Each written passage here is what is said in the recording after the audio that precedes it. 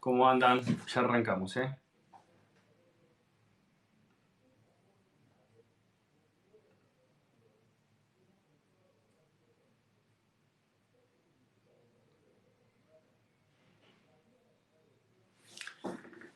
Bueno, hoy vamos a hablar, ¿todo bien?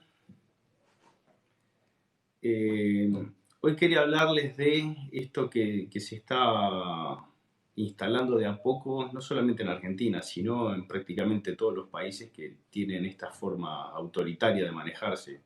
Tal vez el ejemplo que más nos llega de cerca es España, que es la nueva normalidad. ¿Qué es eso? Porque tanto que lo repiten. Bueno, es la forma que encontró esta gente de reemplazar esta incompetencia, esta falta de gestión en el medio de la pandemia y dicen salimos de un sistema que no podíamos manejar a algo que no lo podemos manejar because la pandemia. Entonces ahí es donde tenemos que empezar a desarmar, a deconstruir, como se dice ahora, todo esta no gestión que tienen los gobiernos y empezar a entender cómo funciona cada uno de ellos.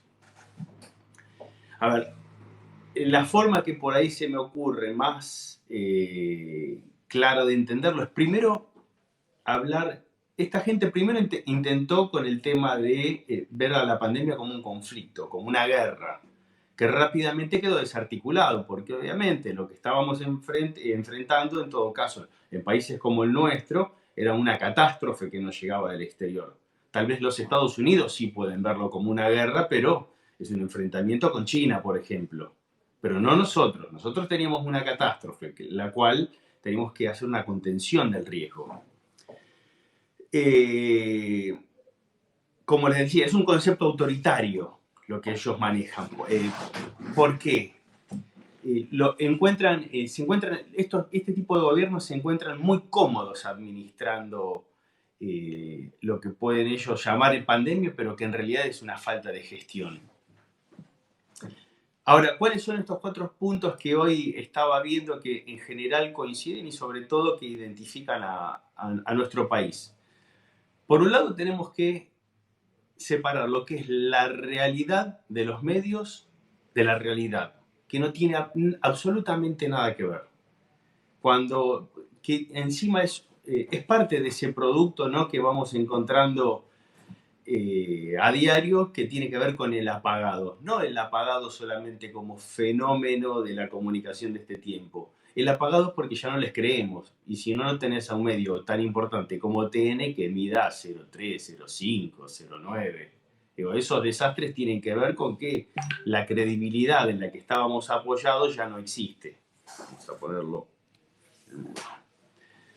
Eh, entonces, cuando empezamos a ver esta realidad que no tiene que ver con la de los medios, encontramos, por un lado, un gobierno que empieza a hacer anuncios que llevan a la nada, anuncios de planes de vivienda, que, a ver, no tiene que ser tan difícil investigar para darnos cuenta de que casas de esas, ¿qué van a hacer? ¿Van a llamar a Lázaro para hacer las construcciones? ¿A Joclender? ¿A Bonafini?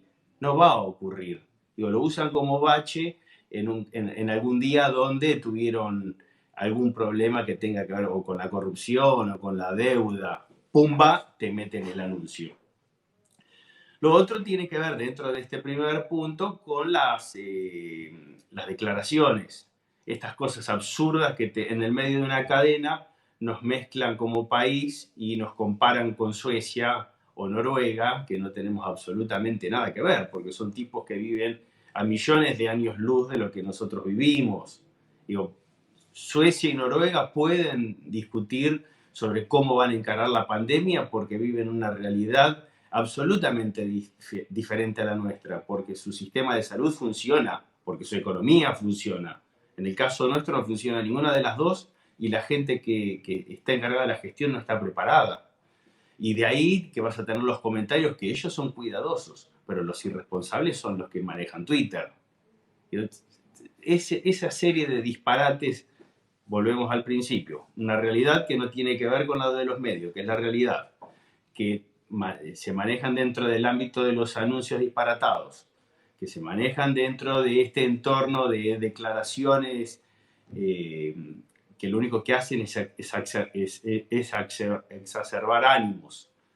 Y por otro lado vas a tener la militancia que te sigue, que te aplaude, que te hacen estos videos tan pavotes que hemos visto en el último tiempo.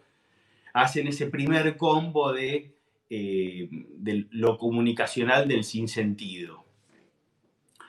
El otro ámbito en el que ellos se sienten cómodos es la cuarentena infinita con su corazón, que es el miedo.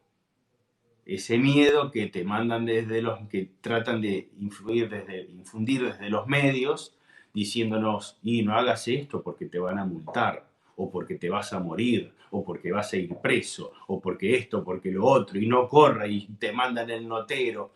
Ese tipo de disparates que no tienen que ver con la realidad que se vive, porque la gente sale a la calle, trabaja, hace las compras, o sea, ya entramos en una nueva dinámica que va más allá de lo que decida o no el gobierno, sea nacional o inclusive los gobiernos locales. Nosotros ya estamos, evidentemente la gente fue un paso más allá. Digo, el miedo fue liquidado por el hambre. A ver, digo, nosotros cuando tenemos que empezar a elegir entre una cosa y la otra, no, son las dos cosas, porque viven en un perfecto balance. Y solamente puede ser disociado en la cabeza de un tipo que no puede llevar adelante una gestión en forma ordenada. ¿Y qué más agregarle a esto del miedo? No hicieron los deberes. Tanto que nos militaron la épica de los viajes a China y demás. ¿Todo para qué? Para no hacer los testeos, para traer testeos truchos, para darnos cuenta que, por ejemplo, ahora que está de moda pegarle a la reta que no es el adversario, la reta es casi el socio perfecto en esto, desde una, vamos a llamarle hoy, una falsa oposición. La provincia no hace testeos, la provincia es un quilombo, y el día que se pongan a testear, si lo hacen, se van a dar cuenta que están en un problema. Después se echarán culpas, dirán que es responsabilidad de uno, de otro, pero la situación es inevitable.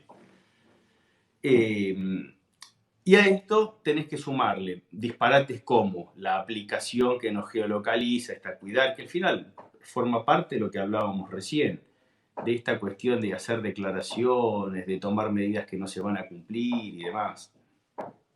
Así como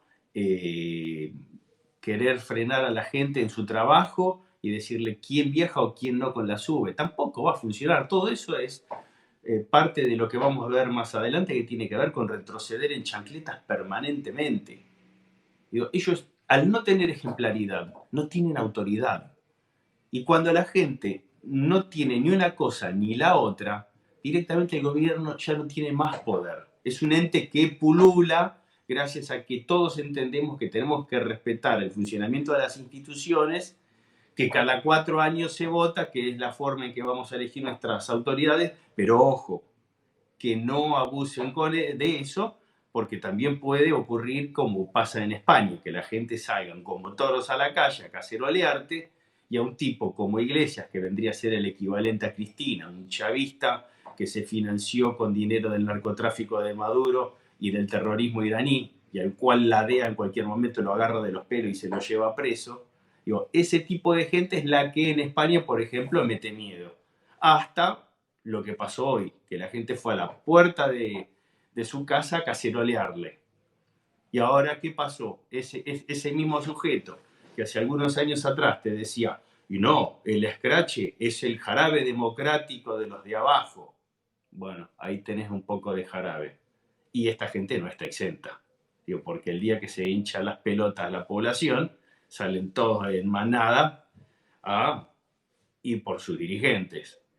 Ese es el balance que hoy estamos viendo de una sociedad que ya se hinchó las pelotas, que no hay gestión y que terminan fundiendo a todos solamente para poder justificar el desmanejo de los que están gobernando. Tenemos entonces un primer punto, que es el de la realidad disociada, el de los medios y la realidad. La cuarentena infinita, en la que ellos se sienten muy cómodos porque por fuera de eso ya no hay gobierno. tenemos un tercer punto que tiene que ver con este permanente retroceder en chancletas. Son anuncios, pero son anuncios que en definitiva no significan nada para la población, como la aplicación Está Cuidar, que no tuvo resultado, lo que pasó con los presos. Digo, querían solamente sacar a sus amigos, metieron un poco de ideología en el medio y te sacaron a 2000 más. Tuvo que salir la gente toda junta para decirles basta con este tipo de medidas, ordenen. Y ahí tuvieron que retroceder y fue la justicia la que se activó en definitiva. Lo que anunciaron en el Mercosur, que en vez de alinearnos con los países que son democráticos, que son serios para comerciar, cuando vieron que nos acercábamos a India y a Corea del Sur, enseguida les tiraron la oreja desde China, le dijeron, no, pero ustedes son empleados nuestros. Y ahí el gobierno entendió que un gobierno chino que te mande insumos truchos no es el mejor aliado, que el mundo pasa por otro lado y tuvieron que volver a la senda de la normalidad. Bueno, y ahí tenemos también el tema del impuesto a los ricos, las denuncias, de los sobreprecios, etc. Forma todo parte de este retroceder en chancletas. Y por otro lado, como cuarto punto que cierra todo esto, es el tema del costo político. Hoy tenemos una justicia que no funciona, no porque como pueden prever algunos o imaginar, no, que si van todos los abogados se enferman, toda la mentira. Y evidentemente acá lo que hay es la decisión de que Alberto y su gente carguen con todo el costo político de esta situación. Porque si no los tribunales tendrían que estar abiertos y ya tendríamos que tener cursando amparos para que abran los cielos, porque no podemos estar encerrados como en Cuba, sin aviones llevando y trayendo gente, dejando de argentinos varados y haciendo la cantidad de disparate que están haciendo. Si le tenés miedo al virus, es muy fácil. El que va a viajar se hace un testeo cuando se va y otro cuando vuelve.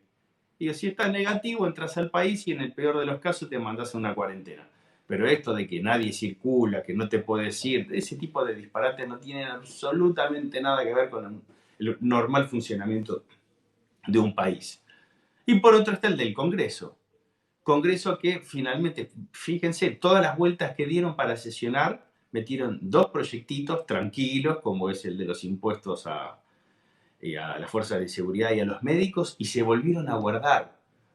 Porque ni el kirchnerismo tiene, o el cristinismo tiene, la autoridad para hablar de una suba de impuestos, lo cual le estallaría al país, ni la oposición quiere meterse a tratar ningún tema. Prefieren quedarse calladitos, vean los que hacen algunas declaraciones, pero insustanciales, porque no actúan, no van con fuerza. Cuando el Congreso se cerró, no fueron todos juntos a decir, ábranlo porque si no entramos a las patadas porque somos los representantes del pueblo de la nación argentina.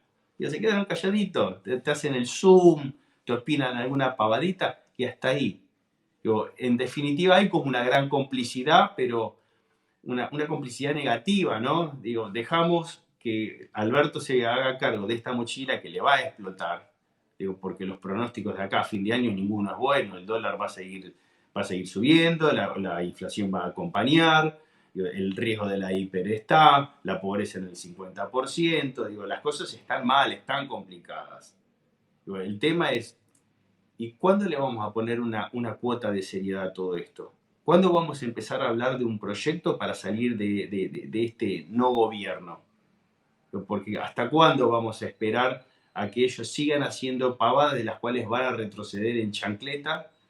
Nos van a meter de una forma u en otra en un default que lo primero lo van a pagar ellos, pero después a la larga la terminamos pagando nosotros porque el crédito no es que solamente no le llega al sector público, tampoco le va a llegar a los privados. Y no vamos a hacer Cuba, no vamos a hacer Venezuela, olvídense, no hay plan. A ver, Argentina, no hay planes en Argentina. Nuestro país es un país en el cual no se planifica. Digo, pensar que hay un plan maestro detrás de todo esto. No, puede haber algún pícaro que quiera meter alguna medida que busque ese objetivo, pero somos un país inviable como está pensado. A ellos no les va a dar porque donde quieran avanzar un poquito, les va a salir la gente y los sectores interesados en que no avancen, que todavía siguen siendo muy fuertes. Digo, no contamos con los elementos que hacen a un país como Cuba o Venezuela. Y tampoco podemos decir no, pero en Venezuela decían lo mismo. No, porque nosotros cuando llegó el momento reaccionamos. Y este es un populismo pobre. Y el populismo para ser efectivo necesita plata. Por lo menos necesariamente en su primera etapa. Y hoy son boleta. A ellos ya les picaron el boleto.